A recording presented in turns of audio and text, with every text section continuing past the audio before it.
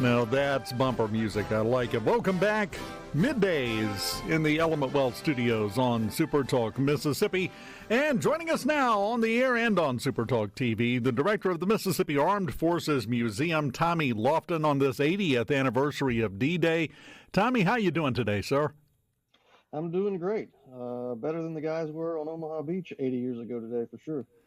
That may be the understatement of a lifetime right there because, let's just start there because we'll get into the history of it and everything else in a second. How terrifying was that for the people that were storming that beach that day? You know, I've had the opportunity to go over there with veterans who, some had, for the first time, returned to Normandy, but others had been there multiple times. And it was always interesting to talk to paratroopers, folks on Utah Beach, Omaha Beach, how terrifying it really was to see especially at Omaha, see the cliffside, see all the smoke, rounds starting to come in around their landing craft. You know, for the airborne guys, they landed the night before, so they're seeing flak and all this stuff pop around their aircraft, and they're having to jump at night into a field, some of which landing in water. They didn't know the Germans had flooded the fields. Our intel was not able to pick that up largely. And it was a heavy and daunting experience, even though they had been training for many months up to the actual invasion. You know, when it was go time, it was terrifying. Well, and you talk about the failure of intelligence and everything else. I am always reminded of my favorite quote from Mike Tyson, who said, "Everybody has a plan until they get punched in the mouth." And that's the best description of war I can think of. Everybody's got a plan until it starts, and then everything is all about adaptation and your ability to deal with what's happening as opposed to what you thought was going to happen. That's exactly right. You know, and even the generals, they had a idea of what they wanted to happen, hoped to happen. They had objectives, but you really don't know until everything starts what exactly is going to happen on that battlefield until it just unfolds. Because you can plan and plan and plan, but and try to guess what the enemy's going to do as best you can. But until things start happening, you just don't know. And in talking about nerves, it wasn't even just the men on the landing craft or jumping out of aircraft and those types of things. Look at Eisenhower. He actually, as this was all occurring, wrote a document basically taking all blame and saying it was a preparation to say, if all this went wrong, it's my fault. And he even dated it in July.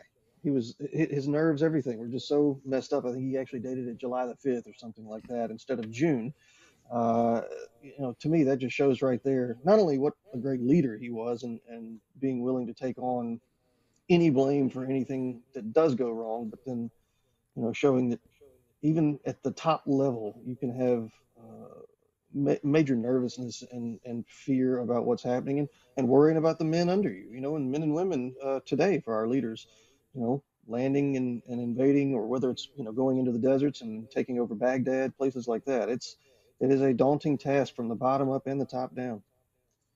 Well, and you touched on a basic precept of good leadership as far as I'm concerned. I've seen scans of that note as a handwritten note. He had handwritten out, Eisenhower had that note, and it exemplified to me what a leader is supposed to do, which is quite simple. If we win, my team, my troops, my folks did a fantastic job. If we lose, boy, did I mess up.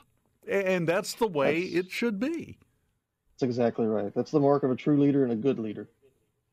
Well, obviously, we got the result we wanted, and Rhino and I, we were talking about this in the last segment for a minute there.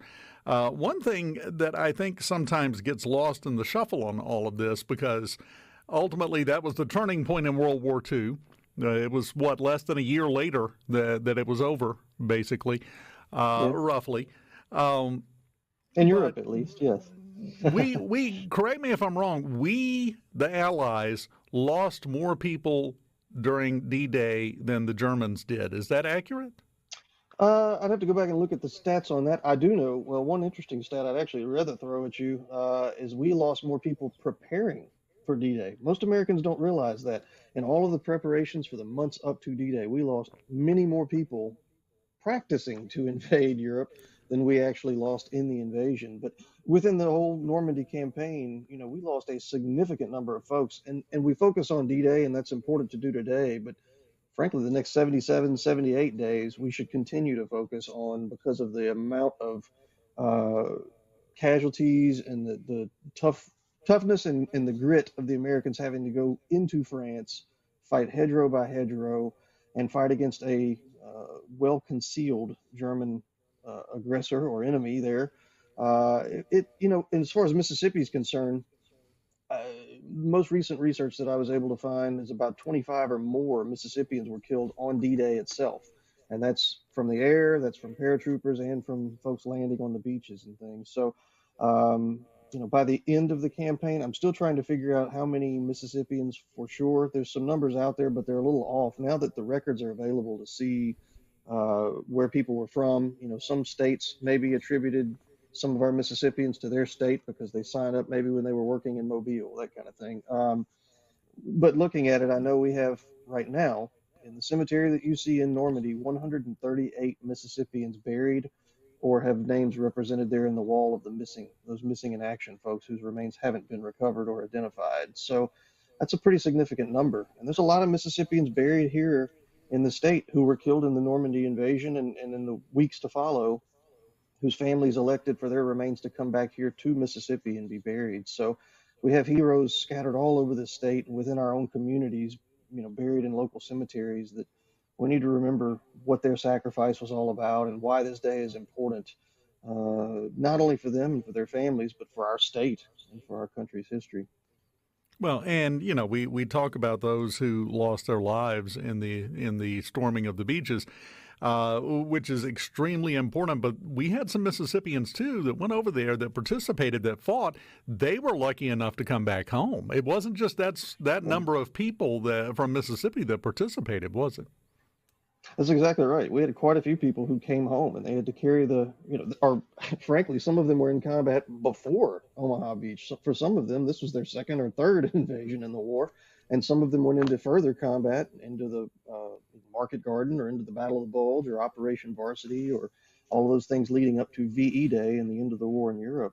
Yeah, there's a lot of Mississippians I over the years got to interview folks. And, when I was thinking about this morning, a guy named Bill Curtis from Vicksburg, who was in the Coast Guard at the time. And he actually, in the middle of the invasion, one of the landing craft gets hit. Several guys were out there struggling to swim, and he jumped off of his ship and went and saved several people's lives. It's remarkable to see all of the heroic actions of Mississippians and so many other Americans that day. And frankly, looking back at all of them, even though that you and I and others watching and listening to this would definitely see them as heroes, they didn't seem to think of themselves that way, and they really continued to realize and state what you hear quite often is that the heroes were those who were left behind or didn't make it home in the way that they intended. And it's a powerful statement, especially from those who were there. It's something I think again we need to remember and honor as we look at this 80th anniversary of the Normandy invasion. Well, and the survivors, the veterans that came back, the comment that I have heard from so many of them is, "We weren't heroes. We just wanted to do our job and go back home. That was it. That's all we wanted." Yeah, that's exactly right. I mean, it's the other part that I think a lot of people may know, but they don't really give much consideration. A lot of these people, Mississippians and otherwise, that took place in D-Day were kids. We would consider them kids now. that's right. Yeah, I mean, you had a lot of young 18, 19-year-olds landing there. Some of your older officers were about 24 to 26 years old, much younger than what you see Tom Hanks portrayed in Saving Private Ryan. Forget how old he was when he filmed that. It was, I don't know, mid-30s or 40 or something at that time. He was significantly older as a captain than realistically he would have been. But yeah, it's crazy to think about, the age range. But frankly, a lot of our wars are that way. They're fought by the young and decisions made by those who are much older. Whether they're wise decisions or not, we can always debate that later, and that's why we have historians and conversations and things. But it's important that we remember those who fought and served today. And if you get the chance, spend some time thinking about them or come to the Mississippi Armed Forces Museum. We have exhibits here on a few of our D-Day veterans, and we'd love to have you here. We're free and open Tuesday through Saturday. If you can stick around through the break, I'd love to talk more Sure. about what you've got there at the museum. We're talking to Oh, Tommy sure. Lofton, the director of the Mississippi Armed Forces Museum. I recommend everybody go check that out. And especially today, I want you to flood Tommy's building with people today. That's the very least you can do. It's the 80th anniversary of D-Day. We'll continue talking to Tommy live in the Element Wealth Studios on middays, right? Mississippi, live in the Element Wealth Studios, middays. Dave Hughes here, Tommy Lofton joining us. Tommy, of course, is the director of the Mississippi Armed Forces Museum. Tell us a little bit about the museum. Fill us in on the who, what, where, when, why, and how. Sure, sure. So we're a free museum. We are actually state funded through the Mississippi Military Department, Mississippi National Guard. The museum itself was actually chartered in a way that we don't just cover only the National Guard. We cover all service branches and all different types of our military history from basically the War of 1812 right now through the global war on terror. And so you'll see artifacts in here, weaponry, uniforms, different things like that. Something that's uh, again, amazing to folks is the fact that we're free. All you need to do is go through the South Gate area. There's a visitor center there. You get signed in, have your ID scanned, and you can come on post. And we're open Tuesday through Saturday from 9 to 4. Uh, Another thing that's popping into my mind too here, I wanted to be sure and mention is if you aren't following us on social media, please do so on Instagram and on Facebook. And something that is very, I think, poignant for today and something we have on display here is a collection from Willie Pete King from the coast. His son thankfully donated this collection to us, and it's a reminder for me that we have not just the individuals who fought and those that were lost on D-Day, but you have loved ones who are still alive today who were left behind without fathers from the invasion of Normandy and other battles of World War II. And his son, William Steele, that donated these items, is one of those. His mother was pregnant when his father went overseas with the 29th Division and began to train for the Normandy invasion. And when his father was killed 80 years ago today, and I think it was on the first wave of Omaha Beach, he left. He was 22 years old and left behind his wife and a 6-month-old son that he never got to meet, never got to hold. So this day is about, just as much about those soldiers who landed there, but I would say we should also remember those families and the children who are still with us today who, 80 years ago lost their fathers. So come by and see some of those artifacts, things like that we have here on display. That's actually a collection we have on display pretty much year round. It's just such a powerful piece. And we also have out front a Gold Star Families Monument. It's the first one installed in the state, and that's a monument to remember the fallen, but also remember the family members and those folks that they've left behind. So, very important thing for us, especially on days like today. And of course, you were talking about the South Gate and everything else. For everyone who is not aware, the museum is inside Camp Shelby, just south of Hattiesburg, right? That's exactly right. We're in Hattiesburg, right here inside of the gates at Camp Shelby. Again, museum's free itself. We do take financial donations, and we have a gift shop which helps to support the museum as well. And things that you buy in there, that's how we use or gain funds to be able to get new exhibit cases or keep things on display and looking in top shape as they should be. So, but yeah, we're right inside of the Camp Shelby's gates there, and we're part of Hattiesburg. So easy to find us. Come see us. Like I said, it just takes a minute to go through the visitor center there at Southgate, and you can come right to the museum. We also have outdoor displays right outside of our windows here. We've got a large collection of tanks that go from World War II through modern day eras and conflicts. So you get a lot of history inside and outside of the museum. Do you have a Bradley? We do. It's actually not on display outside, but we do have a Bradley fighting vehicle in the museum collection that we're hoping to get out on public display soon. It's a very early model. We also have, we do have an Abrams outside of the museum that is actually serial number 4 off the production line. Wow. It's an experimental model Abrams. Wow. And then Sherman tank, one of the Sherman tanks we have here in the collection, the one that's outside the museum right now, is actually a flamethrower Sherman. So that's kind of a unique piece. And then right next to it is a Stuart tank and a Pershing right next to that and an M7 Priest behind that. So quite a large collection of armor, and we have a ton of helicopters from Hueys to a Cobra, Sky Crane sitting out front, one of the few still around that's actually being restored right now. So quite a collection. Yeah, that's an understatement. You got a lot of really cool stuff there. Just with what's out in the yard, it's great. Yeah, we've got several medals of honor on display. We've got collections from, well, we talked a lot here about Normandy. But we have things also from Mississippians who fought in the Pacific, folks who fought in Korea and Vietnam.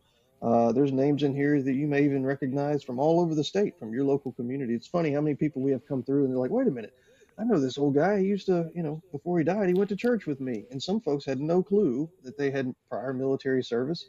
Like a lot of veterans come home, don't always really talk a lot about themselves or about their service. And it's interesting to see how many people come through here and discover local legends and heroes in their own community. And one thing that you mentioned there, did want to bring up because I've seen a couple of people on social media saying, why all the big deal about D-Day this year? We didn't have this kind of hoopla last year. Well, a couple of reasons. Number one, it's a big round number, 80. It's the 80th anniversary. But more importantly, a lot of folks have been referring to this as most likely the last big D-Day emergency anniversary, where actual veterans who were there will attend. There aren't many left, are there? That's true. There's I haven't seen the latest numbers from the VA and from the government. Last I saw about a year or so ago, post-COVID, was about I think 150 to 125,000 veterans still living in the United States. That's not a lot when there's 16 million who served in World War II. Frankly, a lot of the ones that you're seeing on social media or on the news right now are in their late 90s or 100, 101 years old, 102.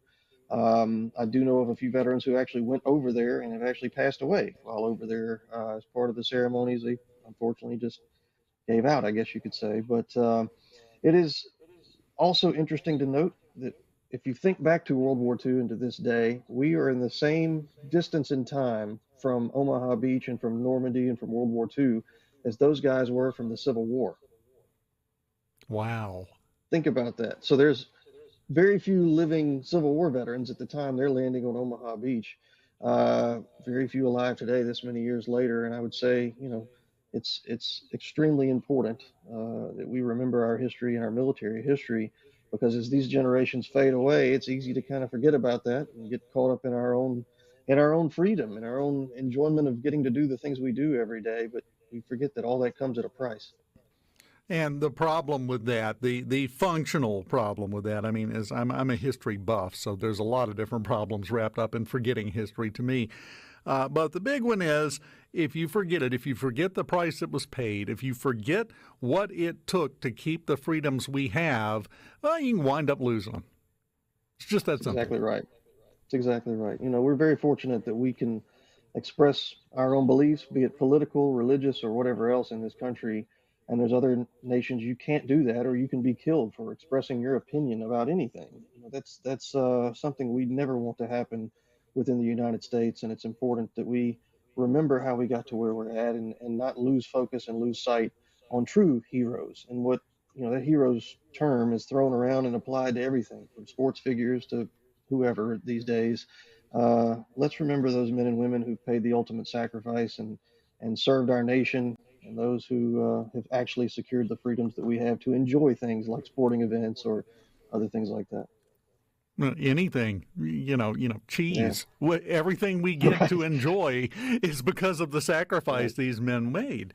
I got a promo for you real quick. I know you hate reviews, but not when they're this good. On the C Spire text line, Scott and Raleigh said, I visited the museum last year for the first time, and it was very impressive. I would recommend to anyone that can go to go check it out. So there's a satisfied customer right there. Well, thank you very much, Scott. Come back and see us. This summer, as we work through some things here, we're actually trying to get other artifacts out on display. So even if you've been in, maybe it's been a year now, come back later on in the summer, early fall, and you'll start to see some other things out on display. We're adding some artifacts to our Civil War exhibits. We're redoing sections of World War II right now in the beginning portion of that, working to add some footage, do some more things with Pearl Harbor and Mississippi's answer to the call for a need for serving in World War II. And I'm looking forward to doing some more of the fun things that we're going to have, and putting more artifacts out. Some things people have never seen or haven't seen in a long time. Tommy Lofton, I've enjoyed talking to you. I love this era of history in terms of studying it, and you really learn a lot about what it takes to keep something like America. It wasn't just handed to us to begin with, and it is a continuous fight to keep it. And days like today are a great way to remember that. The Mississippi Armed Forces Museum, a fantastic place to remember it. One final quick question here as we run out of time. If I come down, can I drive one of the tanks? I don't know that I can guarantee that, but maybe one day. That was the politest "have you lost your mind" I've ever been given. Thank you, Tommy. Tommy Lofton with the Mississippi Armed Forces Museum, the director. Go see him as soon as you get a chance. D-Day Anniversary Day, a good choice. We will continue on Middays in the Element Wealth Studios next.